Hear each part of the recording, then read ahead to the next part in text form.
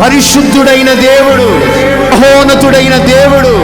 మహాగణుడైన దేవుడు, కామ క్రోధ మదమత్సర్యాలు లేనివాడు, పాపములలో చేరక ప్రత్యేకముగా ఉన్నవాడు, నాలో పాపముందని మీలో ఎవడైనా స్థాపించగలడా అని ప్రపంచానికి సవాలు విసున్న గొప్ప దేవుడు, సుచరిత్ర కలిగిన వాడు, నోటి మాటలో, కంటి చూపులో, ఆలోచనలో, నడకలో, పడకలో ఎక్కడ పాపము లేని ఆ పరిశుద్ధుడైన దేవుడు నీలో నివాసం చెయ్యాలని కోరుకుంటూ ఉండగా,